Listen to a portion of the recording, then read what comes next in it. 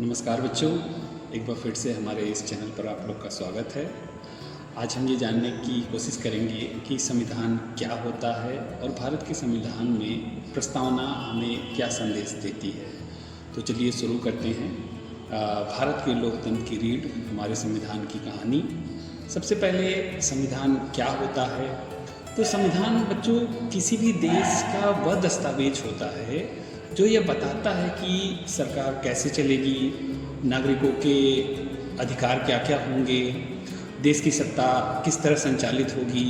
ये तमाम चीज़ों को हम संविधान के द्वारा ही समझते हैं। एक तरीके से संविधान किसी भी देश का वो विधि विधान है जिससे हमें ये पता चलता है कि देश की शासन का संचालन किस तरीके से होगा। यानी कि एक कानूनी दस्तावेज, नियम कानूनों का एक संग्रह जिसे हम संविधान कहते हैं, जिससे हमें ये भी पता चलता है कि उस देश के प्रमुख पद राष्ट्रपति, प्रधानमंत्री, संसद, न्यायपालिका, राज्य सरकार किस तरीके से संचालित होंगी, इनकी शक्तियाँ क्या होंगी, इनकी सीमाएं क्या क्या होंगी, ये सब संविधान के द्वारा ही हमें पता चलता है। तो संविधान किसी भी देश का वो एक कानूनी दस्तावेज होता है जिसके द्वारा हमको ये पता चलता है कि उस देश की शासन व्यवस्था किस तरीके से संचालित होगी। उसके बाद हम ये देखते हैं संविधान में जो सबसे पहला पृष्ठ है संविधान की प्रस्तावना। तो बच्चों, प्रस्तावना क्या होती है? बहुत बच्चों को पता नहीं होता है कि प्रस्तावना क्या होती है। तो प्रस्तावना किसी भी संविधान का एक मुख्य परिचय होता है। जैसे जब भी आप किताब पढ़ते हो तो उसमें आप देखते हो कि पहला पन्ना जो होता है भूमिका या प्रस्तावना का होता है। तो उस प्रस्तावना के माध्यम से हमको ये पता चलता है कि पूरी किताब में क्या, ये किताब हमसे क्या कहना चाहती है। तो उसी तरीके से संविधान का भी प्रस्तावना जो होता है वो उसका परिचय होता है जो हमें यह बताती है कि संविधान का उद्देश्य क्या है, देश को किस दिशा में हमें आगे बढ़ाना है और संविधान बनाने वालों की मंशा क्या है, वो आखिर अपने देश को कैसा बनाना चाहते हैं। तो ये सब चीज़ें जो होती हैं वो हमें अपने प्रस्तावना के माध्यम से ही पता चलती हैं। इसलिए प्रस्तावना को संविधान की आत्मा भी कहा जाता है कि संविधान की कुंजी है, संविधान की आत्मा है, क्योंकि उसी के द्वारा हमें ये पता चलता है कि हम अपने देश को कैसा बनाना चाहते हैं, देश को किस दिशा में आगे बढ़ाना चाहते हैं। ये हमें प्रस्तावना के माध्यम से ही पता चलता है। अब हम देखते हैं हमारी प्रस्तावना क्या है। तो सबसे पहले प्रस्तावना में लिखा गया है हम भारत के लोग। देखिए पहली लाइन क्या है, हम भारत के लोग, यानी भारत की असली शक्ति जो है वो जनता में निहित है। हम भारत के लोग का मतलब ये हो गया कि भारत की जो असली शक्ति है वो जनता में निहित है, यानी जनता ही सब कुछ है, जनता ही सर्वे सर्वा है।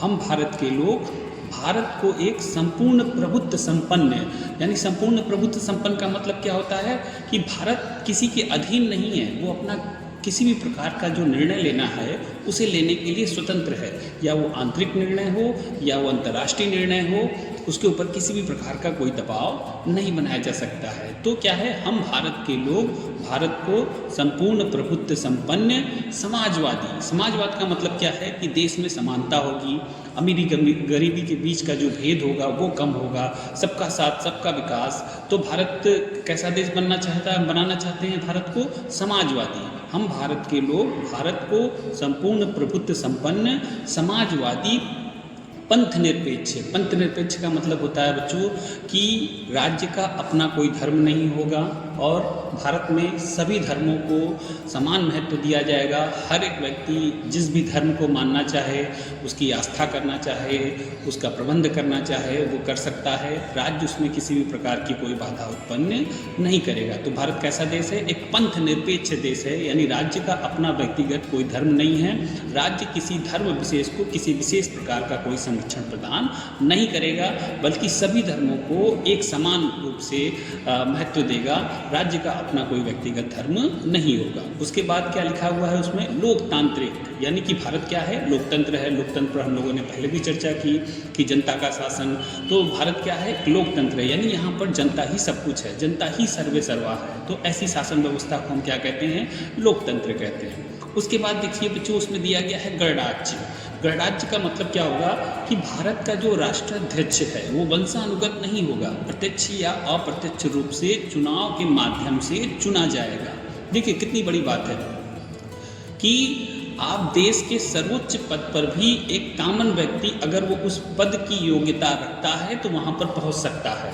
वो पद सबके लिए है, यानी कि हर एक नागरिक के लिए अगर आप उस पद की योग्यता रखते हैं तो उस पद को आप प्राप्त कर सकते हैं।